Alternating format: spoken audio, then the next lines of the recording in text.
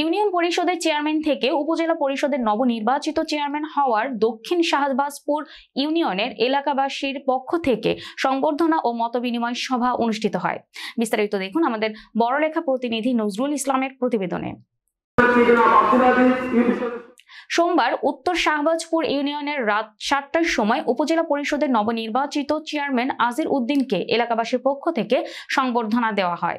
উত্তর শাহবাজপুর আওয়ামী লীগের সভাপতি ও বীর মুক্তিযোদ্ধা আব্দুল খালেকের সভাপতিত্বে জাকির হোসেনের সঞ্চালনায় প্রধান অতিথি হিসেবে উপস্থিত ছিলেন বড়লেখা উপজেলা পরিষদের চেয়ারম্যান আজির উদ্দিন। বিশেষ অতিথি হিসেবে উপস্থিত ছিলেন উত্তর শাহবাজপুর ইউনিয়নের চেয়ারম্যান রফিক উদ্দিন, সদর ইউনিয়নের সাবেক চেয়ারম্যান সিরাজ উদ্দিন, বাংলাদেশ আওয়ামী লীগ বড়লেখা পৌর শাখার সভাপতি আব্দুল আহাদ সহ আরো অনেকেই উপস্থিত ছিলেন।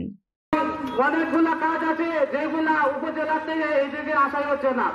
তো আমি বিশেষ করে আমাদের নবনির্বাচিত চেয়ারম্যান আমাদের আজির ভাইকে ওনাকে আমি অনুরোধ করব যে বিশেষ করে শাহবাজপুরবাসীকে একটু সুনির্দিষ্ট সুযোগে দেখার জন্য, এবং আমাদের যে বিশেষ করে দুই একটি কাজ না বলে না হচ্ছে, যেমন আগে চেয়ারম্যান সাহেবের মাধ্যমে কিছু ল্যাম্প পোস্ট লাগানো হয়েছিল শাহবাজপুরের মাটিতে, এইগুলা কিন্তু ওই মেনটেন্সের অভাবে একটাও লাইট জ্বলতেছে না, এবং